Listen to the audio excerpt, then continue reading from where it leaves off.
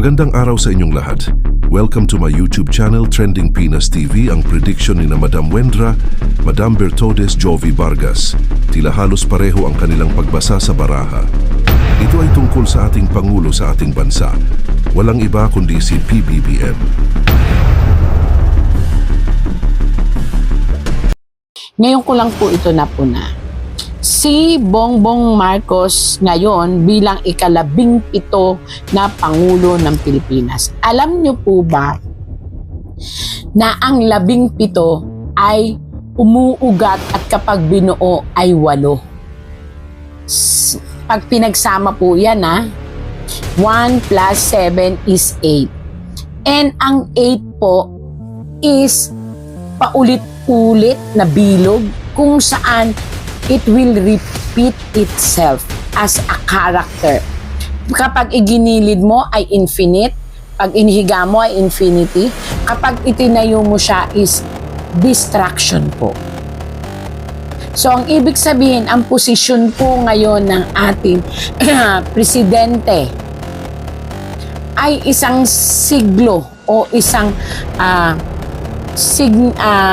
sinyales na siya ay uulit, paulit-ulit yan.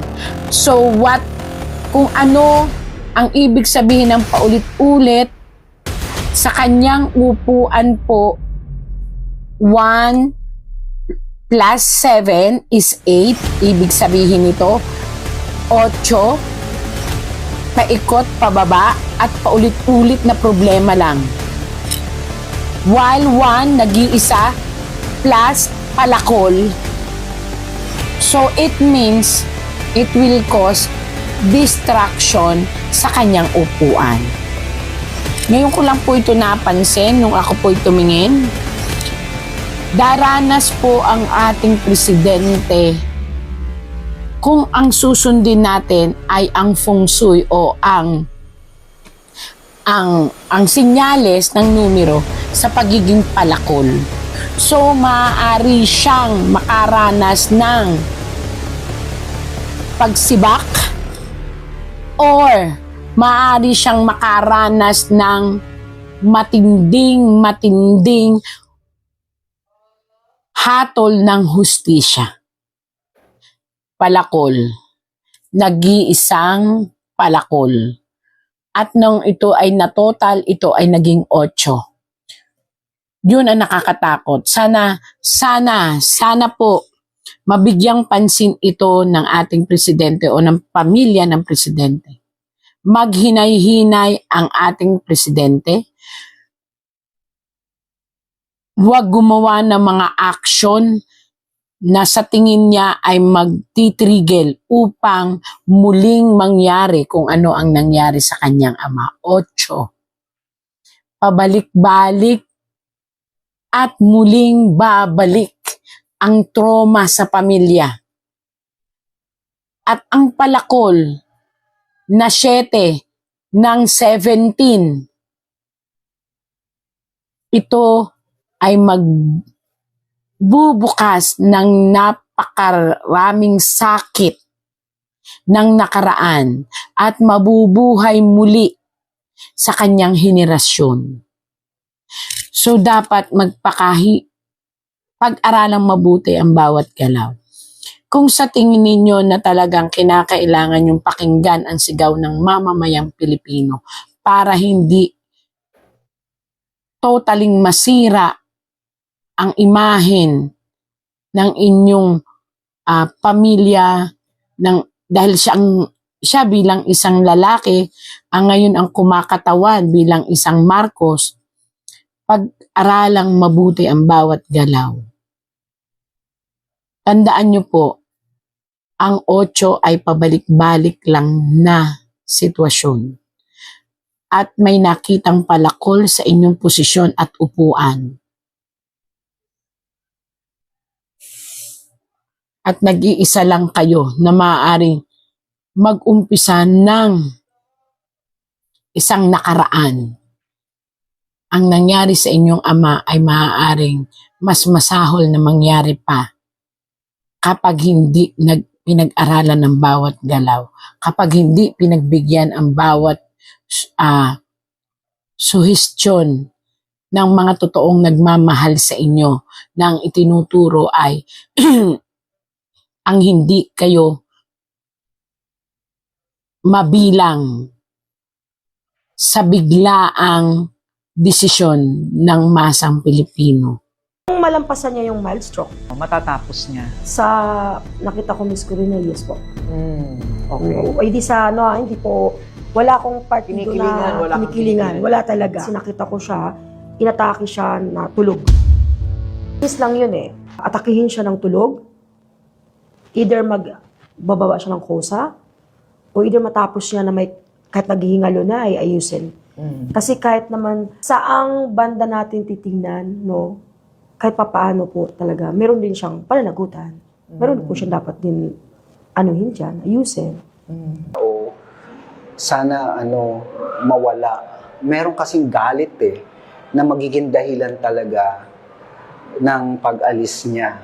Pero kayo nga paulit-ulit ko na sana maisipan at mabago niya ang direksyon na matutukan niya kung ano yung problema na talagang anong kailangan ng tao. Kaya sabi ko noon, naway mabigyan niya ng pansin ang hinaing ng ng taong bayan o kung ano ba talaga ang problema. Kanyang pinangako noon, sana mabigyan niya ng pansin ng mga sinasabi niya noon. Ingat, pwede kasi talagang magkaroon ng gulo na magiging dahilan ng pagkaalis niya. Pero, dasal ko pa rin, naway matapos. Ayan. Okay. Sa lahat ng mga tao na nag-aabang sa pagbaba ni President Bongbong Marcos, abangan nyo na malapit na. Konting kembot na lang. At maraming kay Sir Leviste po, ingat po dahil meron sa iyong mga panganib na nakaabang, no? At kay President BP Sara Duterte, at maging aware ka rin at mag-ingat palagi. And then I pray for you, and you are the next president at 2026. Maging grateful lahat ng ating mga power prayer, no? Buong pangalan po, pakistate lang po, tsaka yung naging personal knowledge sa pag-deliver po ng maleta. Ako po si Rosebert Tuaupan. Nasign ako kay boss since nung na-hired ako sa team niya. Meron kaming group chat na sa team namin kay Boss Elizalde ko. Okay. Doon pinapost lahat ng mga kung saan magdi-deliver, kanino, at kung ilang maleta. Yun po. Nakapag-deliver po ba kayo ng maleta sa Malacanang at or sa bahay po ni Pangulong Marcos?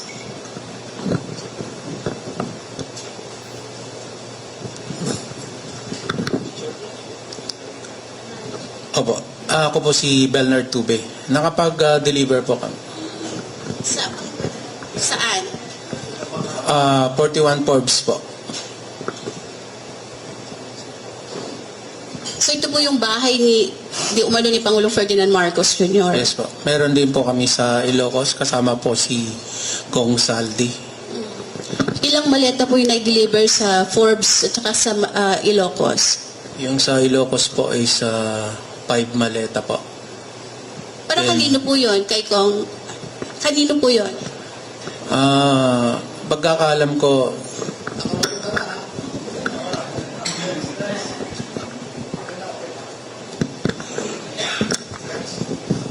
para maklaro lang, no? Nag-deliver sila sa Ilocos Norte, sa bahay mismo. At sa Paway, sa bahay ni BBM. Oo. At saka may mga katibayan naman, no? Next question po, si Pam po ng Third Floor Studio YouTube, sir. Attorney, Sino po ang nasa taas ni Zaldico para ho yung lakas ng loob niyang magbaba ng mga utos na yan sundin ho ng ating matatapang na men in uniform na ito?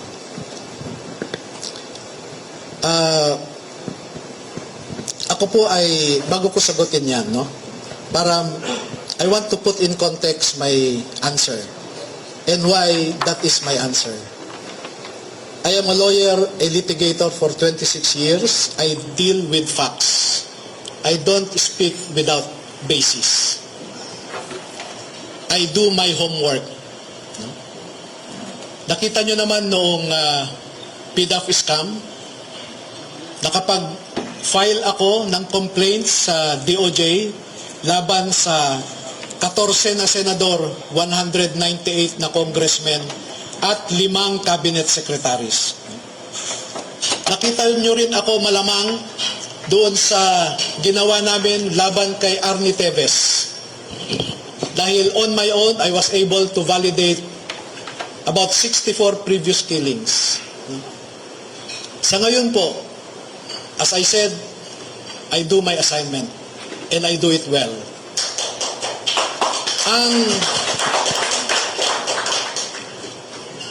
Ang ugat at pinuno ng pagnanakaw sa ating bayan ay walang iba kundi si President Marcos. At pinuno ng pagnanakaw sa ating bayan ay walang iba kundi si President Marcos.